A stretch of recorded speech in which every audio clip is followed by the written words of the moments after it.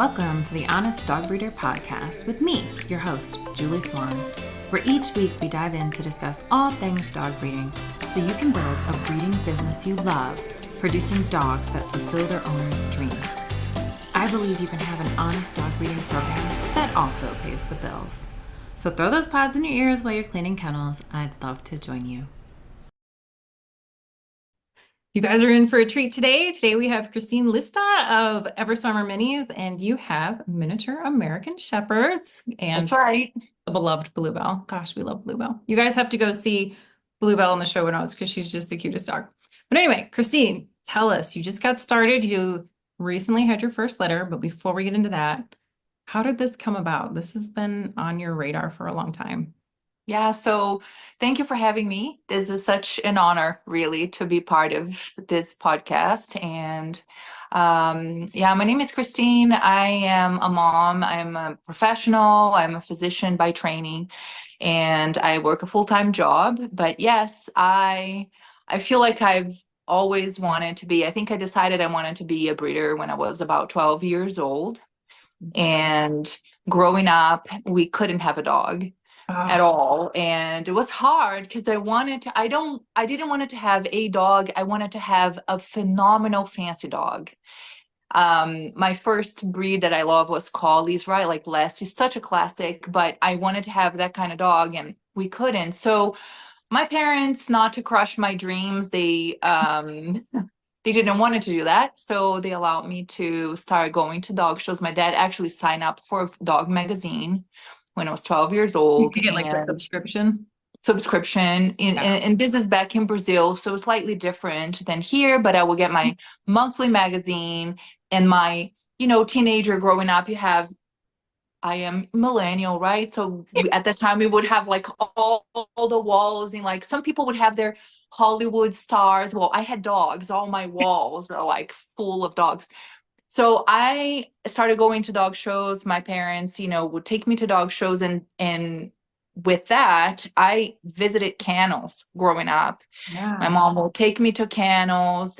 There was a kennel for Great Danes, which became also a breed that I loved. The Argentinian ambassador, I was living in Brasilia at the time. Mhm. So going to kennels, and that became like, I want to do this one day. Yeah. It took a while. It took a long time. So I think that's how it came about. Yeah. I decided I wanted to breed dogs and start showing and all that kind of thing when I was about 12 years old. Yeah. So it wasn't just getting a pet dog. Like you needed this Oh, cream crop awesome dog. Mhm. And could you just chime in for 2 seconds? Like, because you are from Brazil, and is it much different? Like your impression of like breeding down there, does it have a different culture to it, or is it different? I don't know if it is. I don't think it's that much of a difference. Okay. I remember going into kennels with over 20 dogs. Mhm. And I think we have that such a variety, right? Like there are kennels that are small, kennels that are huge. And this like Argentinian lady, like the ambassador, she had 12 Great Danes, one room for each Great Dane. She had a pool in her house. Like it was different. There was a lot of variety. There was a lot of different personalities in breeding. But I always found it cheerful. I always find it supported. And I was a kid, so people wanted to kind of, Share what they had. and share the joys. But maybe, I don't know. I think in America, there is all kinds of variety and people that are inbreeding for different reasons and different breeds. But yeah, there's a lot of variety. Yeah. For sure. All right. So, okay. So 12 years old, you decide you want to do this, can't quite have a dog yet, or whatever the case is, or the one you want moving forward. So then life gets crazy, right? You got married, you went to school, you did all the things. Yeah, I went to school, and school for me was 7 years, then residency, and we moved quite a lot. My husband is a teacher and he's in education, so we moved a lot. I moved to the US because my husband was here doing his master's program, and we met in Argentina. My husband came here. I'm from Brazil, went to medical school in Argentina, lots of countries, lots of places. And clearly there was no opportunities for breeding, right? In that Like time, yeah, you were in, moving so in much. that time. And, but he moved here and we moved quite a lot. Both of us are studying. Both of us were in school for a long time. My husband was in school, like just PhD with all residency and stuff. It took him 11 years to Wow. finish. So it was, a lot of that time we were counting money and like doing all the finance crazy so we could finish schooling. And then we decided, oh, let's just have kids. And then life gets super busy with kids Yeah. and jobs and moving around. So we moved a few times. I lived in Arizona. I lived in Georgia. I lived in New York, lived in Arizona, lived in Hawaii before moving to Reno. So we did not even have a house of our own. We bought a house, but then we moved, and it was just all this kind of thing. So Were you always trying to get into breeding, or did you know it just wasn't for no, you? I I feel my life was out of control in early childhood, and as a starting professionally, and starting my life as a physician here, plus having kids and my husband going through his whole education. It was just not even possible. Right. Right. So but when we decided to finally buy a house, I'm like, this is the time we need to talk. Is this when you finally revealed your dream to your husband? My husband knew I loved dogs. He knew, like, growing up and all the things. To be fair, I really think, in a relationship, we always support each other's dreams and desires. My husband is into airplanes, so he has his own kind of unusual dreams and hobbies that he has. So I think the conversation came about both of us desiring, like, this is the time for us to buy a house and accommodate our dreams, which are airplanes and dogs. Very normal. Oh, Like yeah, we need a house that we can have those two things. When we were buying a house, we had those two things in mind. that makes sense. But my husband, I think, could live without a dog. Mhm. And I think, looking back, I don't think he can imagine his life without a dog now. That's But cool. when we didn't have it, Yeah. we didn't have a dog, he could totally live his life without a dog. Mhm. And I was so desperate. Like, I wanted to go into breeding, and I gave my husband 100% permission to choose what will be the breed. Ooh. And I got to the point, just like, it can be any breed you want. I will let you have full control of, like, deciding the breed, because I wanted to breed no matter what. I could breed, like, I'm open, like, I will just breed any breed you want. And he took the time and a good couple of weeks to research and to do a lot of in depth, and he always kept going back to Australian Shepherd. I didn't know at the time that miniature American Shepherds existed. Mhm. It's a newer breed, is a breed that started in 2016 with AKC. So it's much newer than my 12-year-old person that I knew the breeds. But and that's how I ended up, like, funneling the breed of choice, Mhm. and also getting my husband on board with the plan. Like, this is, the breed. And it's funny because I think the miniature American Shepherds is exactly how my husband's personality is: adventures and go, go, go, always ready for fun. And I would have to love this breed because I love my husband. That's who he Right. is. But I chose my breed because my husband basically wanted that breed. It's his favorite breed. It's such an interesting thing that you released all of that into his hands and let him pick. But like, what a smart move, because in the end, he can take ownership of the fact that he kind of picked the breed and Right. I gave think him a lot it of, was it yeah. was good. If I would pick a breed, it will be a Great Dane. And to be honest, that will be wrong at that time. It would not be ideal. I am so pleased it turned out great, because in the type of life that we have, lifestyle is such a big thing in breeding, right? The lifestyle that we have is always on the go. Mhm. And this breed that we have is very versatile. Like, it can go with you pretty much anywhere. The size is nice, so we can take the dog with us anywhere we go. And Camping, yeah. snow, like skiing, whatever you go, the dog can go with you. And that became part of our identity as a family. The dog is at the school with me during library. I volunteer sometimes, at the school. Like, all the kids know my dog by name. So this is huge. Yeah, it's perfect. Yeah, she really just fits right in with everything. And for people who aren't familiar, the miniature American Shepherd is very much sort of like a smaller Australian Shepherd, correct? If I Correct. Is, explain it. 30 pound for like a framework.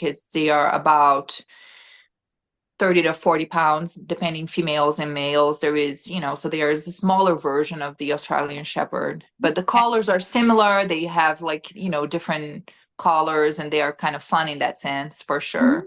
Oh, I totally agree. Very smart, very Yes. smart, Easy to train, but maybe can has easy to train, and they can train you as well if you're not careful. yeah, so that worked out perfect. Okay, cool. So you decide you got the breed now, your husband picks it out, and now you're moving forward. And so then And what? You take over to find a breeder? then moving forward, we started researching breeders, local breeders. And then once we decided, like, oh, then you start adding up dreams, right? Like, oh, since we're going to have a smart breed, can we have a dog that may do, hospital work and therapy work, maybe take the dog to schools and everything.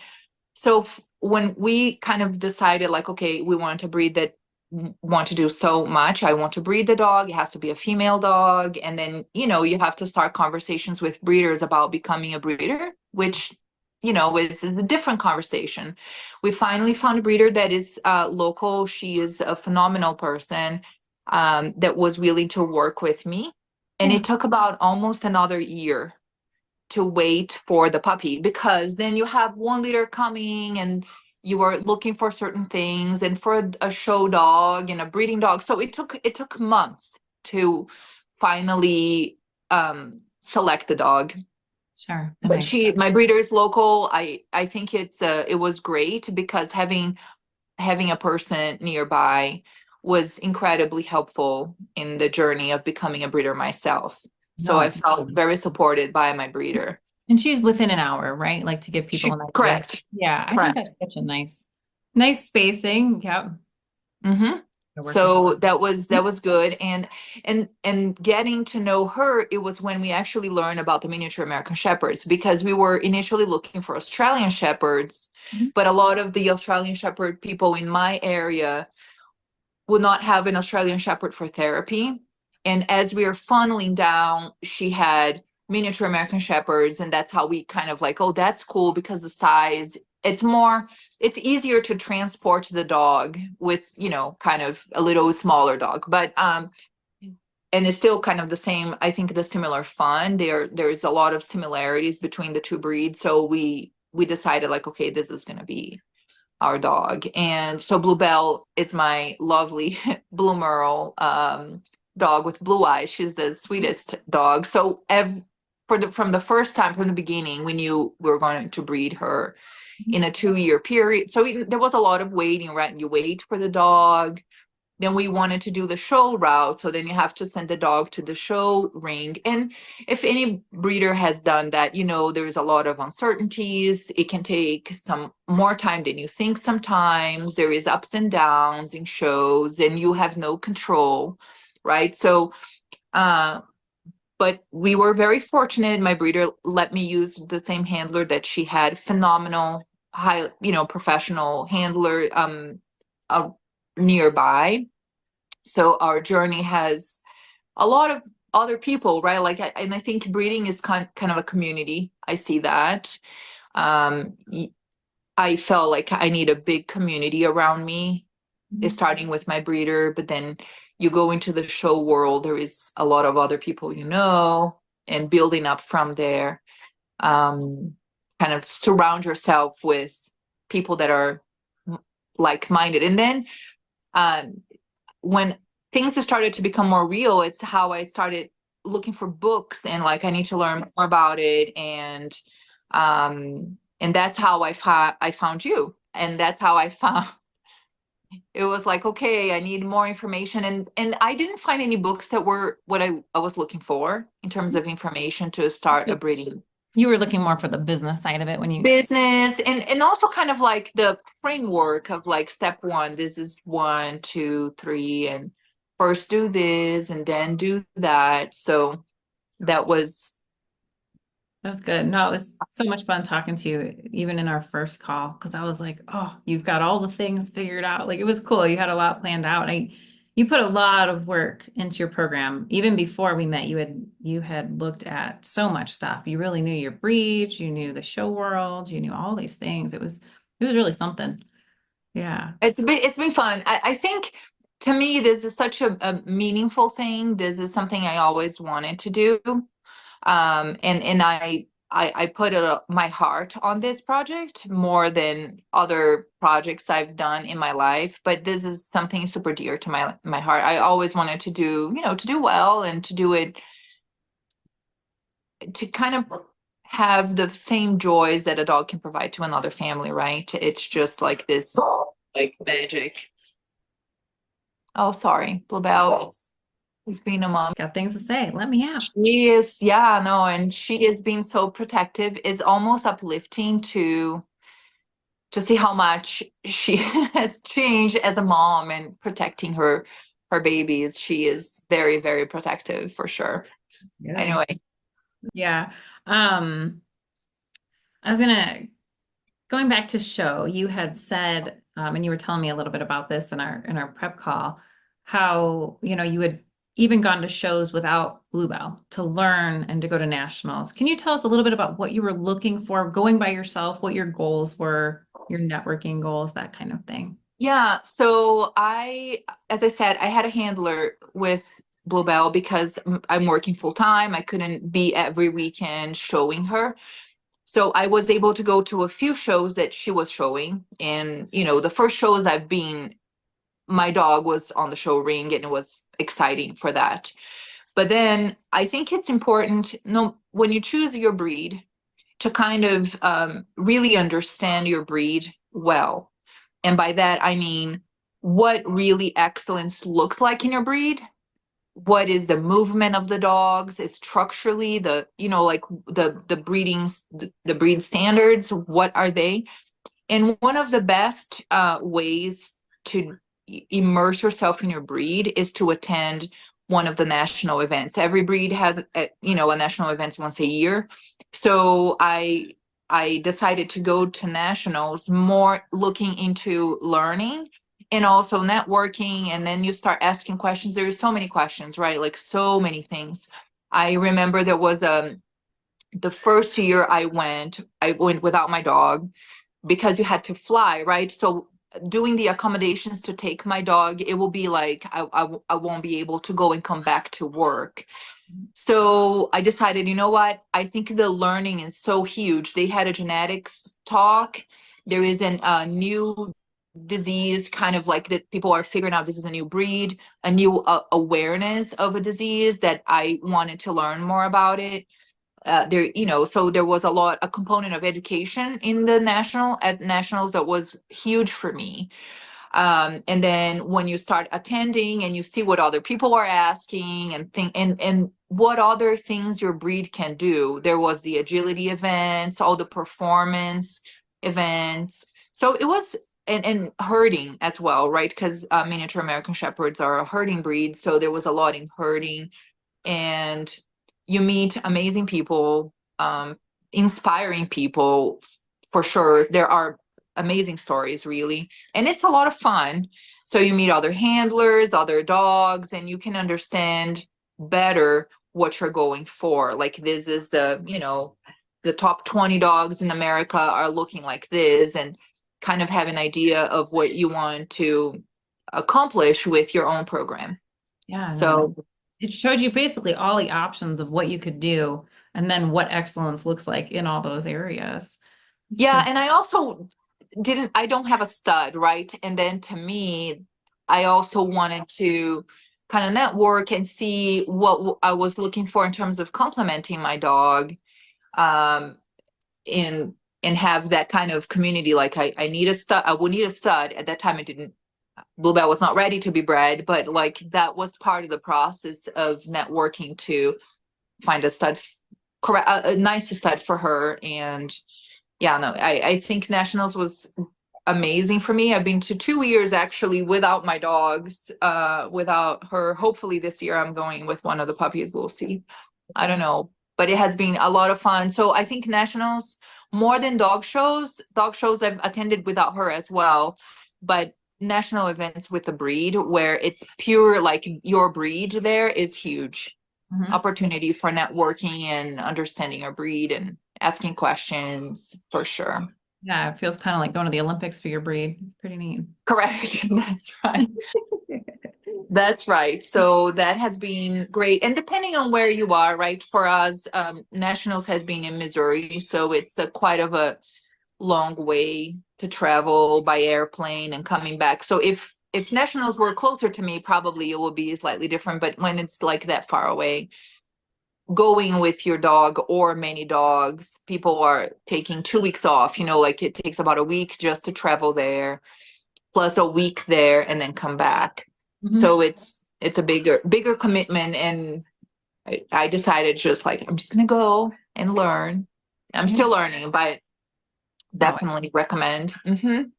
that makes sense. Okay, so one thing that I didn't know is a lot of breeders, they get started, they get their breeding dogs, they do all this research on the breed, the dogs, the puppies, have a litter, and then they're kind of like, oh crap, like I need to sell these and have a business and do the other things. That kind of comes later. How did you come to the conclusion that you needed to work on that stuff now? Did you see something out there? What? I think it's really about like having a roadmap, right? Like what are the steps? And I did the opposite. I actually started working with you, I think, for about a year before I even I've been working with you for more than a year, I think now. Oh yeah, But about before I had 14 a months. dog, so I had the opposite problem of what people have. I'm building a website, but I don't have any puppies. I don't have, like I don't have any pictures of a puppies because I never had a puppy before. So it's kind of weird to do it that way. But to me, I feel like those were things I could do Mhm. and not have to worry about later. It was more like a foundation. I understood like this will eventually have to be done. And it makes sense to me to do it now because I need to wait for my dog to get a little older and things like that. So all of that was done, gosh, months ahead. Yeah, and can you share with everybody like the things that you did get done? Because you tackled a ton of stuff in the past So year. I started with like the regular call and trying to identify what will be even like my customer, ideal customer or buyer. I did that and that really helped to clarify a lot of things for me. And then building up social media Yeah. about like, and I love how you put it out there. It's about like a story. What is life with her? Mhm. And share a little bit. And I look back to those posts and it's just very nice to look back like, oh, that was winter last year. Um, but I had a little bit of social media presence. It was not like a huge follow crowd that I had, but it was there. I feel like the people that are following me are people that randomly meet Bluebell at a gym, at like my neighborhood or things like that. But it has been fun to have that foundation. And then I did a whole marketing session with you, and we built up the website from the piloting program that you offered, which was empowering to me because you basically walked me and one of the other super fun newbie breeders that are growing up her business into this journey of building up the website and all the marketing things, branding took a while for me. It took months, just branding alone, finding the collars, finding fonts and the logo, it took a while. I had someone else working on branding for me, but back and forth, it was a meaningful process. Mhm.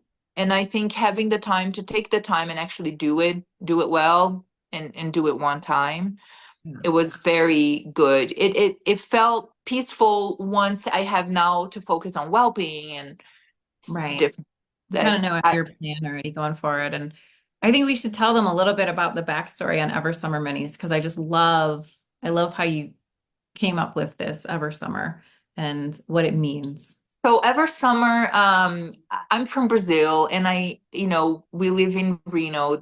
We have all 4 seasons here. It's beautiful, but I find that the heat and summer is really my happy place for sure. I love when it's summer. I love when it comes, and I desire to last forever in my life. That's how I grew up. One season forever, and it's always hot. It's always nice. So Ever Summer is just kind of like it's my happy place.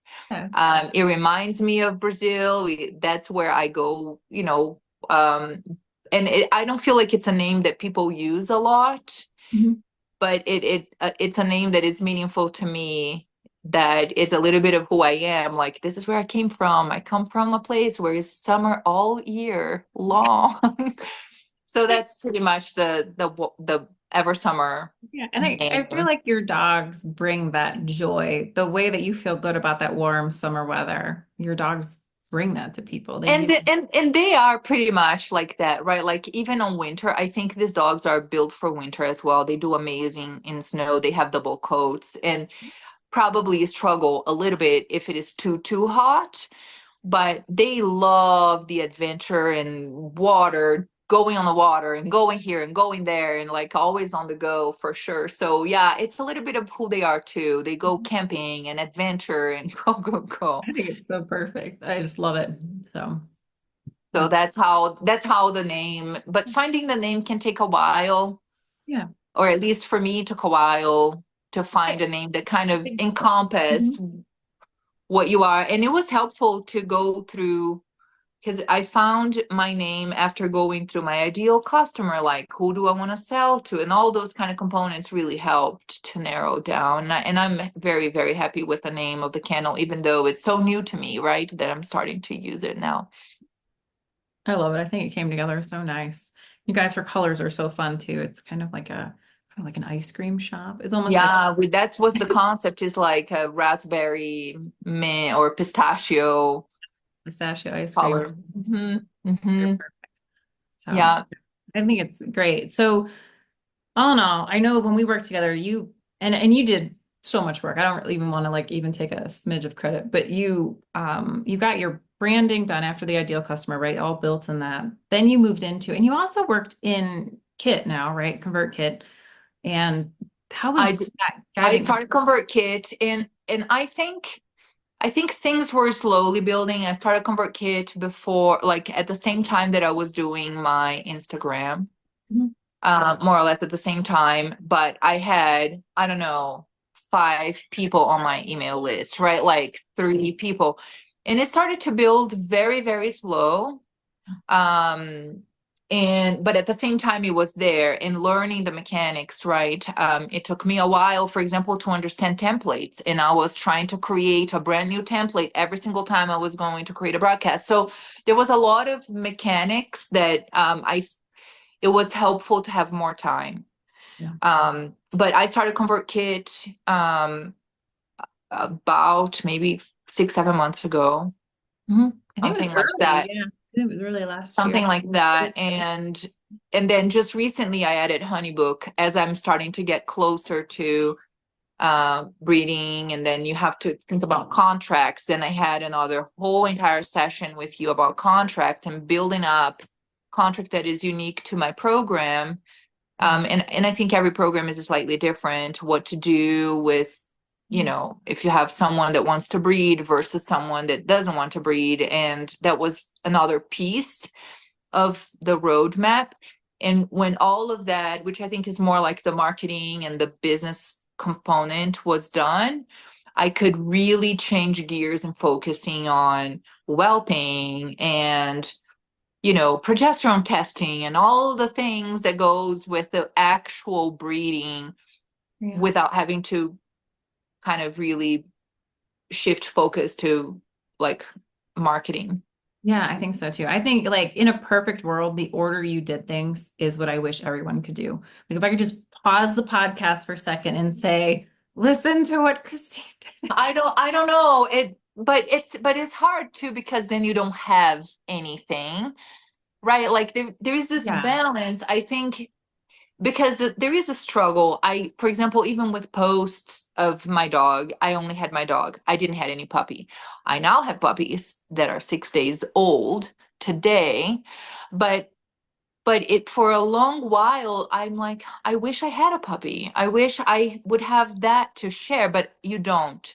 So there's always a balance. I think when you do it opposite, then you would have a ton of that. You know, Right. I think to me, and this is kind of like one of the messages, is enjoy the journey, because dog breeding is very similar to having kids. I don't think you can say there is a perfect time for this, and that. I think you will find a need and adjust, and it will be beautiful. It will be uniquely beautiful to you. Right. And this is an encouragement. This is how I did. It worked well for me because I didn't had any choice, right? Like I could do this as I was waiting. There was a lot of waiting. My life is full of waiting moments. Like there was a lot of wait, a lot of pause. And I try to focus in what I can do as opposed to what I cannot do right now. This is what I can do. And that worked well. It was great. And I'm happy. But I don't want to sound like this is the only way. There is no one way. There is many ways of growing, but I find it was really important to me having a framework. This is a step one, then you do this and do that and do that. So having all that blocks, like I need to do this and this and this, it was really helpful to have it clear. So when I come and talk to you, you help to organize like a personalized schedule for me, like, okay, this is what we can do. So if anybody, anybody out there that has a program, having that sequence, here is where I am, and this is what I need to do. When that sequence is clear, then your life is so much easier. Yeah, I think so. I think what I want to point out is that a lot of breeders seem to forget that there is marketing they could be doing. They could be building an Instagram following. They could be working on a website. And I don't expect you to have a 40-page website when you first start breeding, but you should have a contact page, have a picture, have a page about your dog, and just get this stuff out there so that you're familiar with the builder. So you're familiar with what kind of schedule you're going to post. So you know how to use reels, because that learning curve of getting comfortable with that stuff just seems to be Takes long. it takes a while. It definitely does. And you're not I'm going to still have, learning. I don't even think I arrived. I'm still, I'm still on the journey of improving all of that. I don't think, even though I have some, but there is so much room for growth. And that said, it's enough where I think is like the done is better than perfect. It's not perfect, but is done. And we can adjust and grow from there. So I think that's kind of the message. Sometimes I feel like it's so easy to get distracted in breeding. I feel like this week I have not done anything but enjoy puppies, right? And I needed to do so many other things, but it's so easy to get caught up into all the things I need to do, and then you don't do anything, you know? yeah. Oh, and Like, that's so common because there's like a list of 40,000 things in your head that you want to do for your breeding program or you want to work on. And then it's like hard to just stop and pick one and work on it. yeah. So it's exactly like that. It's just pick one thing, and if you have a sequence that makes sense for your program where you are, it's easier to come out of that. Oh my gosh, I have so much stuff to do, but this is what I'm going to do. And I gave myself many, many, many times a deadline.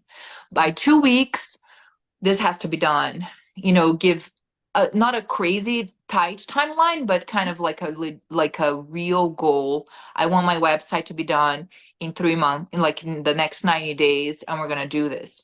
And I find mini goals help, because otherwise it's just a Smaller ones lot. along the way. You mean like a mini goal? Yeah. Mini goals. Otherwise, it's just a lot. But I think having the breeding society has helped to put a lot of framework around, like, oh, there is that. I was not even thinking about that. Oh, yeah, sure. Like, what is that? It's when you see the whole entire, say, the master classes you go, and you can say, okay, out of the 25 things, I am doing one, but then you do one, then get that one out of your way. I remember, and I'm still working, for example, on, I think is maybe the very first or second master class, there was something about budgeting, and like, I'm still trying to finish that, but when you see what is ideal, then like, okay, I have that one to focus, or this one's, but always have a mini goal of growth. It helps. No, it's cool. I think it's great. And did you find that getting the goal, it just kind of, well, maybe you can share your secret. Because one thing I noticed about you is you set aside time to work on things. I think that's one area a lot of breeders struggle. Do you have any tips on how you accomplish that? Or is that just, My time, I think I have windows of time when most people don't. I work night. I work on a night job. So a lot of time I would have time at 3 in the morning, right? Like at 2 in the morning, and I'm not even home. So I think when you know what you can do, say, in your computer, and you know what you can do in your phone, right? And then the time, what I try to say is, like, the minimum time is 10 minutes. I have 10 minutes, you have 10 minutes, everybody do. So if I have 10 minutes, actually put in like the timer and go and do it for 10 minutes. And most of the time you go for 10 minutes and you start, it's just the energy that it takes to start something that keeps you going. and so what So you're saying is like, at least just say, all right, I'll just work on this for 10 minutes. If I do at least 10 minutes, I can call it good. at least 10 minutes a day. If ideally I would love an hour and a half, Right. right? But if I did what you can do in 10 minutes when you're working on something, what can you do? There is no excuses. I'm not going to do it.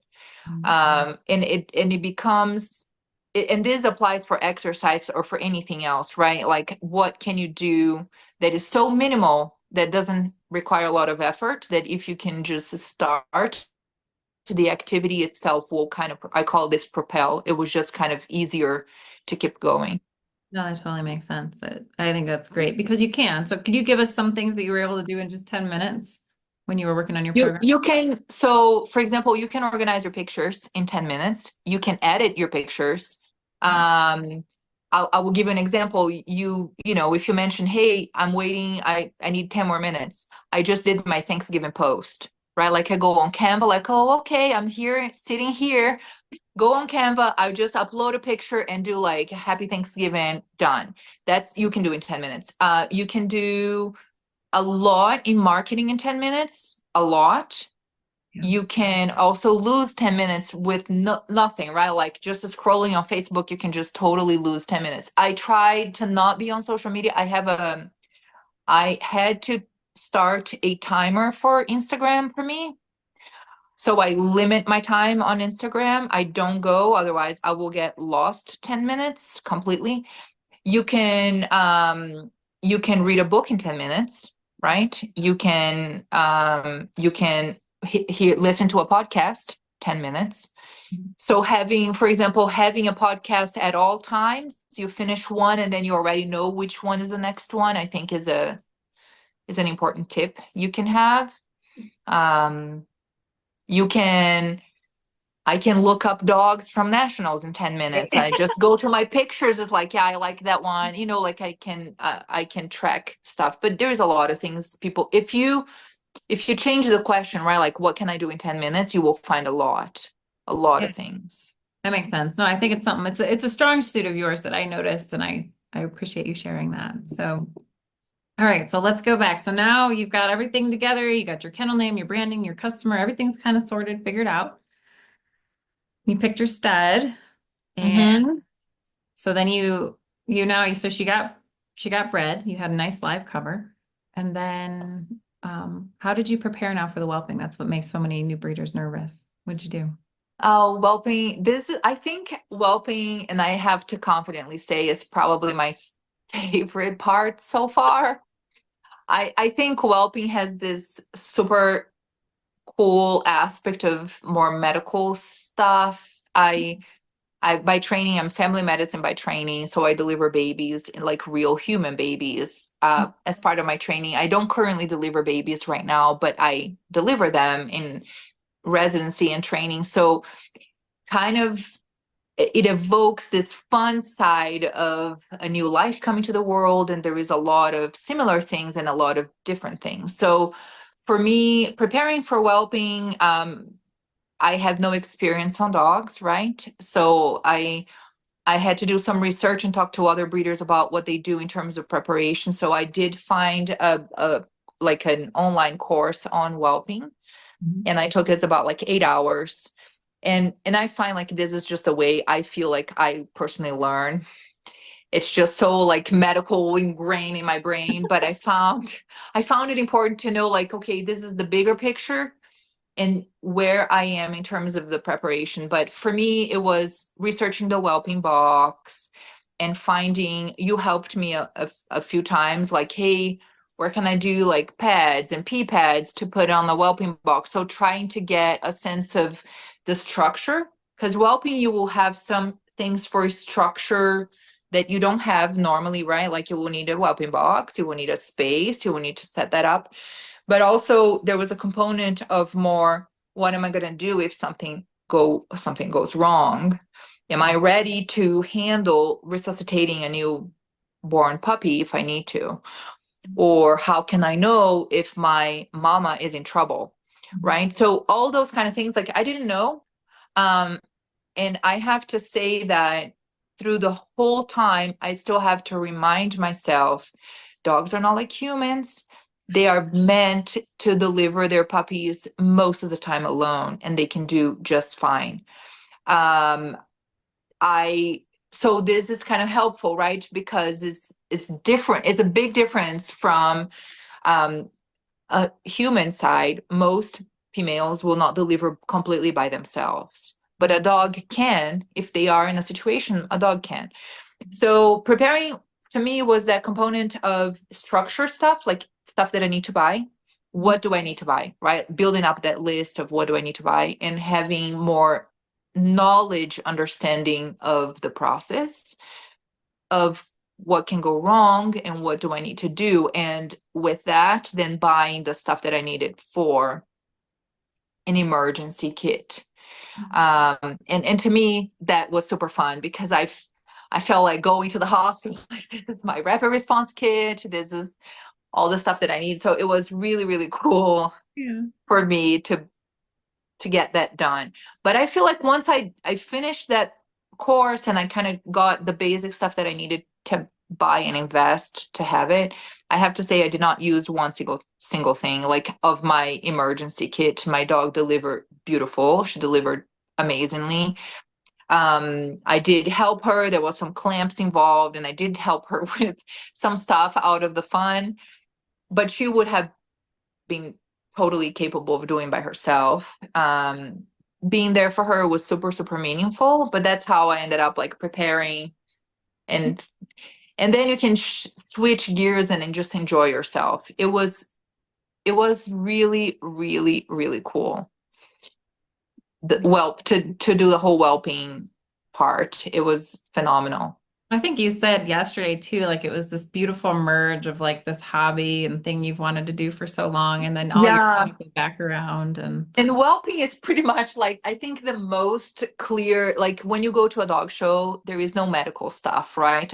Unless someone is sick and you have to help. But whelping has this component of, it's kind of nice to me that here I am with all this medical background that I can actually apply to my hobby. And there's this kind of intersection of profession and hobby together that was super cool. oh, it's awesome. So all in all, it was nowhere near. as crazy as you thought it would be? She, so I had, you read so much and there is reality, right? So I think a lot of people will say a dog can take an hour to deliver. So I knew we did x-rays. I knew I was having 6 puppies and I was expecting 6 hours, right? In my brain, like I was expecting 6 hours. Well, the whole entire after she started delivering from the first puppy to the end, it was about 2 hours. And I was surprised by that. I was expecting more, longer. I was expecting, different, that it will be more, I don't want to say the word pain, but it will be more like labor. Humans are different. So it was like not much of an effort for her. Not really. Yeah. But it was really nice to be with her during the process, and all the excitement, because you don't know what you're getting, and like so curious about like how the puppies will look like. Not all breeds are like that, but my breed, have different colors, different things, and every single puppy is different from each other. So it was so fun. It was just so great. It's Super, super great. But I will mention this because I do work, right? And I knew my dog was going to deliver probably on my week off. I work 7 days and I rest 7 days. I did had people on call for me if for any reason, other people that I know that are inbreeding, that could come help out if I needed. And I think that is also part of the bigger community. If you have a breeder that that is around you, and people that are in this closer by, especially if you are not home at all times, have those people. And I had people that told me in the middle of the night, if you have a question, call me. Right. And having that is really huge, to feel peace. Mhm. If I have a question, I didn't call anybody. But I knew I could. And this is, it's a gift of community. It is a gift of supporting each other that I felt blessed by. I am the newbie. I am the, like the person starting, no experience, but I know people with a lot of experience that could, extend a word of encouragement or wisdom if I need to. Right. No, that's so true. And for people thinking out there, I don't have anybody around me that breeds my breed. It doesn't have to be the same breed. That network can extend to So whoever. I'll give an example for one of the nurse practitioners that work with me. Mhm. She started breeding when she was 11 years old, and she was different breed. It's collie, like collies, but Mhm. she was one of the people. Then I had a Labrador, a Samoyed person. Mhm. So there's different breeders, different breeds. Yeah. But I think most breeders, they do share the understanding of how important is whelping, and supporting Mhm. each other. So not the same breed, not necessarily the same breed, but yeah, other breeds too. Yeah, no, it's really, really good. It's really good. All right. So tell us a little bit for those of us that haven't yet had a litter, but maybe have had children of their own. What's the major differences, human to dog? Oh my goodness, there's a lot. I think a lot. I think OB is let me start with is when if there is a problem with OB and there is a baby that dies or a mom that is in deep trouble and dies, the consequence is just really incredibly devastating to everybody involved. And because of that, the level of careful you have, and you have to have is different, because in dogs we don't want to lose any puppy, but if you lose a puppy, it's not the same. um and humans, normally you have one baby, it can take hours to get that one baby out. So some of the complications that can happen, you can have a shoulder dystocia, you can have a umbilical cord that comes before, and you have to act pretty quickly if there is a problem. And ideally, some of the problems that are not very common but can happen, you need to act very, very quickly. Sometimes you don't even have time to call EMS. And and baby can suffer or mom can suffer. There is a lot of people that deliver babies at home safely and fine. Most people that are healthy will have a healthy delivery, but problems can happen. And if problems do happen, they can happen pretty fast. And I think that to me, having that background, it just puts a little bit more thoughtfulness about how is that translating into the dogs. Dogs can also have problems, but I think there is, from what I can read, and I'm not a specialist in any way, but from what I can read, there is a higher chance for a dog to die in a C-section than dying whelping at home, which is comforting to me to understand, like, okay, it is for most of the dogs, and there is some breeds that are special in terms of C-section, but for most dogs and most breeds, naturally whelping is the best for them. Is that opposite for humans? Like the risk of losing someone in C-section is lower? It depends on the problem. Okay. It depends on the problem. I think there in humans there is plenty. It's more complicated because after one C-section, a lot of people will go to C-section depending on the position that the baby is, right? Dogs, doesn't matter. It doesn't matter. But if you have a baby in certain positions, it will require more skill to deliver if you're doing a natural delivery versus a C-section. So I think it's just hard to compare. Yeah. I think it's hard to compare, but every time there is a procedure, and this goes by any procedures that involves bleeding and cutting, and C-section is one of them, there is a higher chance for infection, bleeding, other risks. So it's virtually is always a risk, right? That is out there. And I think Mother Nature is intelligent, is designed, is intentionally designed to accomplish things. And even though not perfect, but dogs were meant to deliver naturally. Humans too. Most people can. Granted, there is a lot of variations and a lot of things. So I'm not advocating for one thing or the other, but just having the careful mindset to be ready to have some kind of knowledge. If you have a near-death puppy, can you resuscitate that puppy? Can you figure it out what's going on? You might have a genetic problem. You might have, different things. So what to do if you do have a problem and have a plan beforehand, I find it helps to take the panic mode, the anxiety out of the situation that can be pretty stressful. I don't take it for granted that every single dog delivery will be a super joyful moment. You might have a situation that is difficult.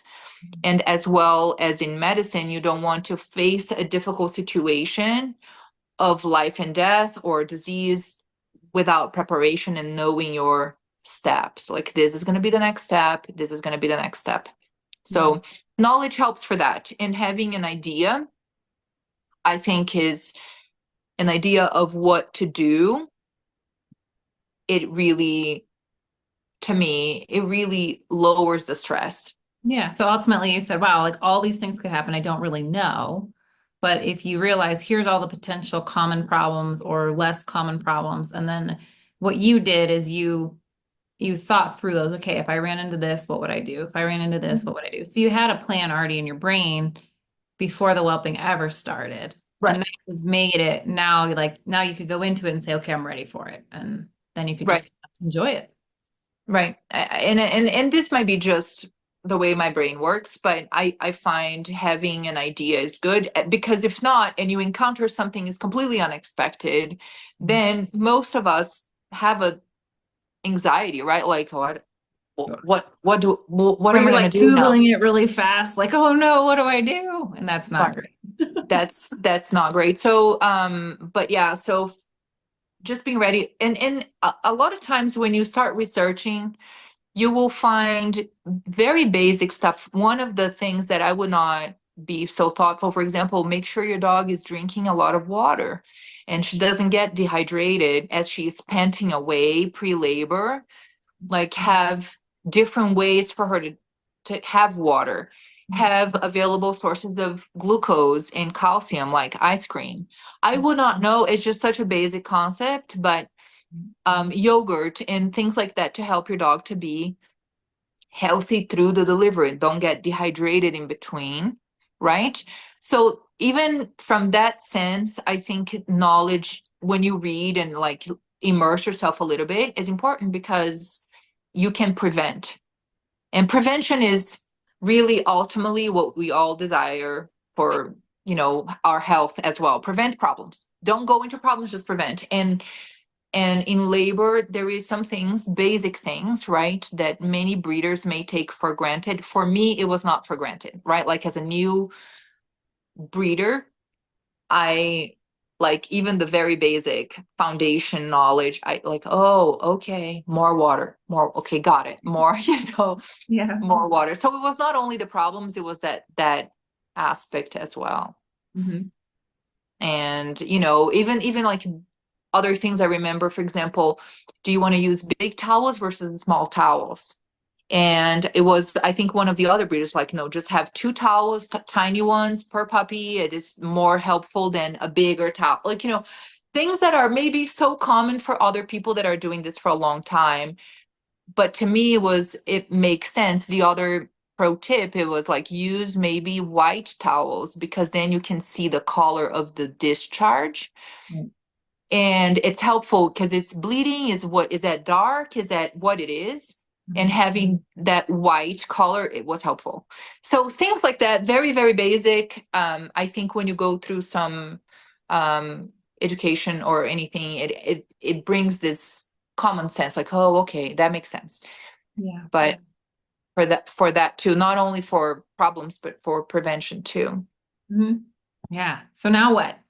Now what? Just selling puppies and enjoying life and Now my puppies are 6 days old. This will be my first night back to work and leaving my puppies with my husband to take care for the night. Um, but yeah, no, I think the fun, I could probably spend most of my day just on the whelping box with my puppies and just enjoying them. It's not very practical for the rest of my life, and things that I have to do, but it has been really a nice week to pause and just appreciate the miracle that is breeding. Mhm.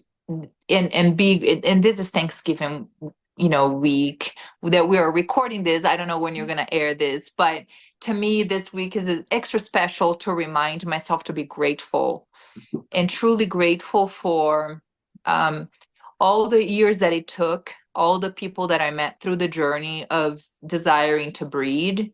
And then finally, you have a litter in your hands and kind of really appreciate the responsibility and joy that it is to care for a life that is with you. And it's just so special. It truly is, to me, very, very deeply meaningful, deeply special. And I'm deeply, deeply grateful for that.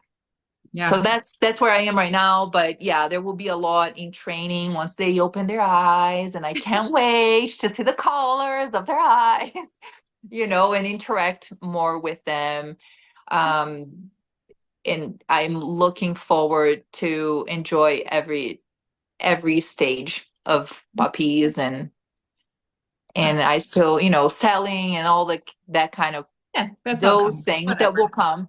But for where I am right now, it's just like a lot of gratitude and a lot of appreciation for them and for the journey.